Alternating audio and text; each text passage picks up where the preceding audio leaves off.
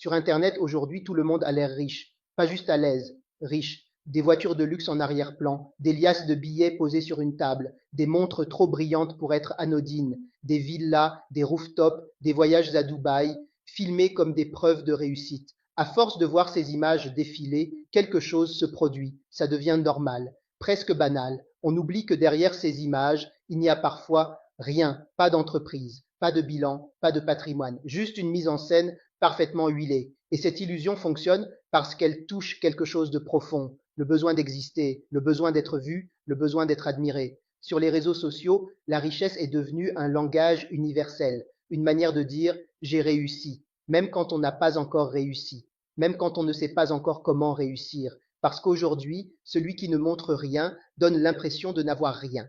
Alors on montre, on exagère, on met en scène, et petit à petit, le vrai succès se fait remplacer par son apparence. C'est comme ça qu'est née une nouvelle mentalité, une génération entière qui ne rêve plus seulement de devenir riche, mais surtout de le paraître. Et ces dernières années, ce besoin de prouver s'est transformé en épidémie. Instagram, Snapchat, TikTok, YouTube, partout les mêmes codes. Et parfois, comme on va le voir, ça va beaucoup plus loin que de simples photos tape à l'œil. Parce que quand l'apparence devient un art de vivre et que le mensonge devient une stratégie, il suffit d'une seule erreur pour que tout s'effondre. Et c'est exactement ce qui s'est passé avec une affaire devenue nationale, une histoire qui commence par une vidéo de quelques secondes et qui se termine par des arrestations, des débats publics et la mise à nu d'un système entier. L'affaire Aputu National et Lionel PCS. Et pourtant, cette vidéo ne parle pas seulement d'eux, elle parle de nous, de notre époque, de notre rapport à la réussite. Parce que derrière cette affaire, il y a une question beaucoup plus large. Pourquoi ce besoin obsessionnel de paraître riche? Pourquoi cette mise en scène fonctionne-t-elle aussi bien? Et surtout, à qui profite vraiment cette illusion? Et pour comprendre, il faut revenir au tout début. Tout commence par une vidéo, quelques secondes à peine. On y voit Aputu National, influenceur ivoirien, des centaines de milliers d'abonnés, assis calmement face caméra. Devant lui, un sac de luxe. À l'intérieur, des liasses de billets soigneusement empilés. Le regard est sûr de lui, un mélange de fierté et de malice. Le regard de quelqu'un qui veut montrer qu'il a réussi. Rien d'agressif, pas de provocation directe, juste un moment d'euphorie filmé pour le kiff. Sauf que sur les réseaux sociaux, ce genre de moment ne passe jamais inaperçu. En quelques heures, la vidéo devient virale. Et très vite, une question revient en boucle dans les commentaires. D'où vient tout cet argent? La polémique s'enflamme. Certains y voient la preuve d'une réussite fulgurante. D'autres dénoncent de l'arrogance. Mais très vite, l'histoire prend une tournure beaucoup plus sérieuse. La police économique d'Abidjan s'en mêle. Convocation, garde à vue. Et là, un autre nom surgit. Lionel PCS, un pronostiqueur sportif extrêmement populaire, très suivi sur Telegram. Une image de réussite. Un train de vie luxueux affiché sans retenue. Selon les déclarations, l'argent filmé ne serait même pas celui d'Aputu. Il appartiendrait à Lionel PCS, remis pour une transaction liée à l'achat d'un véhicule. Autrement dit, Aputu n'aurait fait que filmer un argent qui n'était pas le sien, mais le mal était déjà fait. En quelques jours, l'affaire prend une ampleur nationale. Les journaux en parlent, les plateaux télé s'en emparent, les réseaux sociaux explosent. Et derrière le bruit médiatique, une question bien plus profonde commence à émerger. Comment une simple vidéo peut-elle mettre en difficulté deux figures aussi influentes? Parce que pour comprendre ce qui se joue réellement ici, il ne suffit pas de regarder la vidéo, il faut comprendre le système. Dans la suite, on va voir comment cette mise en scène de la richesse n'est pas un accident, mais le produit d'une mécanique bien rodée, un modèle économique, une illusion collective et une philosophie devenue presque une religion sur Internet. Fake it until you make it. À la base, c'était presque innocent, un conseil de développement personnel, une manière de dire adopte la posture de la personne que tu veux devenir et un jour, tu finiras par l'être. Fais comme si tu avais confiance, fais comme si tu étais à l'aise, fais comme si tu avais déjà réussi. Sur le papier, l'idée n'est pas mauvaise. Psychologiquement, ça peut même aider. Se projeter, prendre de l'assurance, oser des opportunités qu'on n'aurait jamais osé saisir autrement. Mais sur les réseaux sociaux, cette philosophie a dérapé. On ne se prépare plus à réussir. On se vend comme si on avait déjà réussi. Et à force de le faire, l'illusion devient le produit. Parce que les plateformes ont tout fait pour encourager cette logique. Sur Instagram, plus ta vie a l'air parfaite, plus tu gagnes en crédibilité. Plus tu gagnes en crédibilité, plus tu gagnes des abonnés et plus l'algorithme te met en avant. Sur TikTok, ce qui marche, c'est l'aspiration, la transformation rapide, le hier j'étais personne, aujourd'hui je roule en voiture de sport. Sur YouTube, on raconte des histoires, des récits de réussite fulgurantes. J'étais fauché, aujourd'hui je gagne X par mois. Et si tu veux que les gens te croient, il faut montrer des preuves, des chiffres, des captures d'écran, un style de vie, même si tout est faux.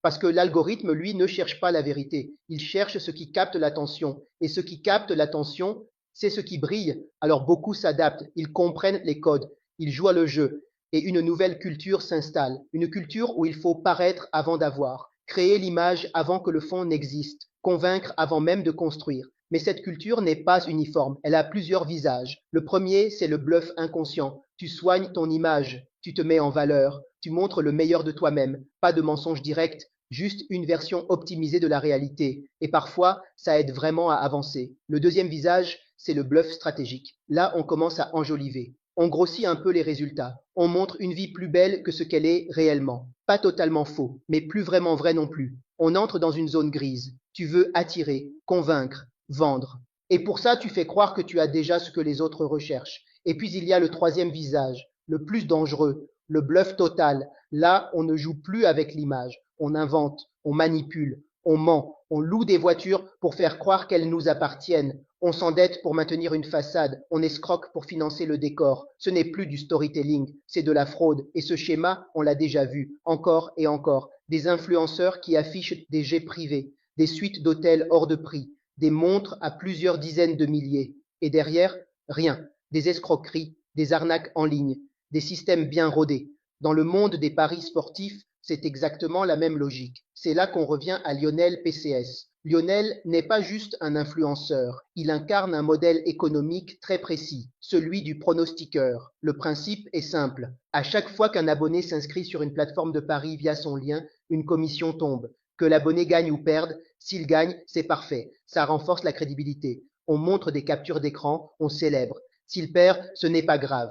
La commission est déjà encaissée. Lionel est gagnant dans tous les cas. Mais pour que ce système fonctionne, il faut une chose essentielle, la croyance. Il faut que les gens continuent d'y croire, qu'ils se disent peut-être que le prochain pari sera le bon. Alors on entretient l'espoir, pas trop de victoires, sinon ça paraît louche, mais suffisamment pour maintenir l'illusion. Les gains sont visibles, les pertes sont silencieuses. Et pour renforcer cette croyance, il faut une preuve ultime, le lifestyle, les voitures, les voyages, l'argent affiché. Parce que si le pronostiqueur vit aussi bien, c'est bien que le système fonctionne, non? Et quand Aputu se filme avec ses liasses, il ne fait que prolonger cette logique. Lui ne vend pas des pronostics, il vend une image. Pour lui, un influenceur doit renvoyer la réussite, la puissance, l'aisance financière. Dans sa tête, cette vidéo n'était qu'un buzz de plus, une preuve qu'il pèse. Sauf qu'il a réveillé quelque chose de plus grand, toute la mécanique invisible derrière cette mise en scène. Et quand cette mécanique devient visible, elle fait peur, parce que cette histoire ne parle pas seulement de deux personnes.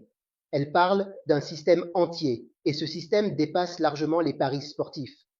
Dans la suite, on va voir comment cette obsession de l'apparence est devenue une pression sociale, comment elle détruit ceux qui la pratiquent, et comment elle abîme aussi ceux qui la regardent, parce que quand tout le monde joue un rôle, plus personne ne sait ce qui est réel. Quand on regarde cette affaire de loin, on pourrait croire que tout ça n'est qu'un excès, un dérapage, une erreur de communication. Mais en réalité, ce qui s'est passé avec Aputu et Lionel PCS est beaucoup plus révélateur que ça, parce que ce besoin de montrer, de prouver, d'impressionner, il ne touche pas qu'eux, il touche une génération entière. Aujourd'hui, la richesse n'est plus seulement un objectif, c'est une performance. Il ne suffit plus de réussir, il faut que ça se voit, il faut que ça se filme, il faut que ça se partage. Et surtout, il faut que les autres le sachent. C'est là que la pression commence. Quand ton fil d'actualité est rempli de gens plus riches que toi, plus heureux que toi, plus avancés que toi, tu finis par croire que tu es en retard, même quand ces images sont fausses, même quand ces vies sont montées de toutes pièces. Et c'est comme ça que la fausse richesse devient une norme sociale. On ne compare plus des réalités, on compare des mises en scène. Des jeunes s'endettent pour ressembler à des influenceurs. D'autres investissent dans des formations douteuses. Certains se font arnaquer, d'autres deviennent eux-mêmes arnaqueurs, parce qu'on leur a vendu une idée dangereuse. Si tu ne montres rien, tu n'es rien. Et les plateformes amplifient ça. L'algorithme ne fait pas de morale. Il récompense ce qui attire l'œil, ce qui choque, ce qui brille. Alors plus tu exagères, Plus tu montres, plus tu es mis en avant. Et plus tu es mis en avant, plus tu dois continuer à exagérer. Un cercle vicieux. Et ceux qui sont pris dedans finissent souvent prisonniers de leur propre personnage. Chaque publication doit faire mieux que la précédente. Chaque story doit prouver que tout va bien, qu'on réussit encore plus qu'hier. On ne peut plus s'arrêter, parce que s'arrêter, c'est avouer. Et avouer, c'est perdre. Perdre sa crédibilité, perdre ses abonnés, perdre ses partenariats. Alors on continue, même quand ça coûte cher, même quand ça fait mal. Beaucoup vivent avec une angoisse permanente, la peur de ne plus être à la hauteur de l'image qu'ils ont créée, la peur que tout s'écroule. Derrière les filtres, il y a souvent de la fatigue, de la honte, de la solitude, parce que quand toute ta valeur dépend de ton image, le silence devient une menace. Mais les dégâts ne s'arrêtent pas là, ils touchent aussi ceux qui regardent. Quand tu vois constamment des gens réussir, tu finis par croire que la réussite est rapide, facile, immédiate. Tu ne vois pas le travail, tu ne vois pas les échecs, tu ne vois pas le temps. Alors tu veux des résultats maintenant. Et si ça ne marche pas honnêtement, tu cherches d'autres raccourcis. C'est comme ça que certains tombent dans les paris, dans le trading douteux, dans les arnaques crypto, dans les promesses trop belles pour être vraies, parce que tout le monde autour d'eux a l'air d'y arriver. Et plus ces illusions circulent, plus elles deviennent crédibles. C'est exactement ce qui rend cette histoire si importante, parce que l'affaire Apoutu et Lionel PCS, ce n'est pas juste une affaire judiciaire, c'est un miroir de notre époque, une époque où la visibilité vaut plus que la vérité, où l'apparence remplace la preuve, où la réussite se joue d'abord à l'écran. Et quand l'illusion se brise, les conséquences sont souvent brutales. Dans leur cas, tout est parti d'une simple vidéo, un moment de fierté, un buzz comme tant d'autres. Mais cette fois, le prix à payer a été bien réel. Et ce qui aurait pu rester un simple épisode viral s'est transformé en avertissement. Sur Internet, rien n'est jamais anodin. Chaque image a un coût. Et parfois, ce coût peut être ta liberté. Dans la suite, on va revenir une dernière fois sur cette affaire, comprendre ce qu'elle prouve vraiment, et surtout ce qu'elle révèle sur le monde que nous sommes en train de construire. Parce qu'au fond, la vraie question n'est pas qui ment. La vraie question, c'est pourquoi avons-nous autant envie d'y croire? Si on revient une dernière fois sur cette affaire, elle raconte quelque chose de très simple. À la base, il n'y avait rien d'extraordinaire, juste une vidéo, un moment de fierté, une envie de montrer, comme des milliers d'autres le font chaque jour. Sauf que cette fois, la façade s'est fissurée, et derrière, on a vu le décor. Ce que cette histoire prouve, ce n'est pas seulement que l'apparence peut tromper. Ça, on le savait déjà. Ce qu'elle révèle, c'est à quel point notre époque récompense le faux tant qu'il est bien présenté. Sur les réseaux sociaux, la vérité n'est pas prioritaire, la cohérence non plus. Ce qui compte, c'est l'impact. Si ça attire l'attention, si ça fait rêver, si ça fait parler, alors ça circule. Et pendant que certains construisent lentement, discrètement, d'autres brûlent les étapes à coups d'illusion. Le plus ironique, c'est que ceux qu'on admire le plus pour leur réussite sont parfois ceux qui ont le moins de fondation. Et ceux qu'on ne remarque pas, ceux qui avancent sans bruit, sont souvent ceux qui bâtissent vraiment. Alors cette histoire pose une question simple mais essentielle. Qu'est-ce que ça veut dire réussir aujourd'hui? Est-ce que c'est avoir de l'argent ou avoir l'air d'en avoir? Est-ce que c'est être libre ou être prisonnier de son image? Parce que le fake it until you make it, oui, ça peut donner confiance. Oui, ça peut aider à oser. Mais quand ça devient un mode de vie, ça devient un piège où l'on confond valeur et visibilité, où l'on confond estime de soi et like, où l'on construit sa vie pour l'écran au lieu de la vivre pour de vrai.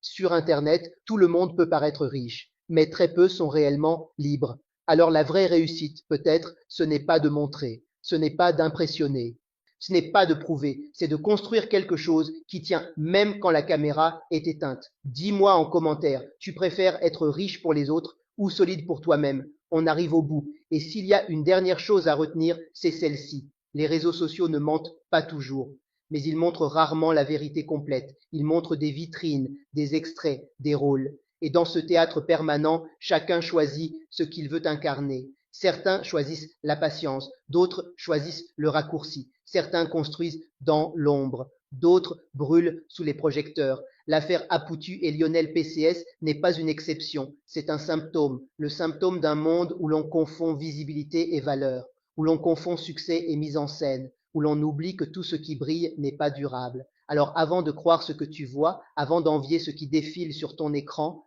Pose-toi toujours cette question simple. Qu'est-ce qui tient encore quand la caméra s'éteint? Si cette vidéo t'a fait réfléchir, si tu t'es reconnu ou si tu as vu quelqu'un que tu connais, dis-le en commentaire. La discussion commence là.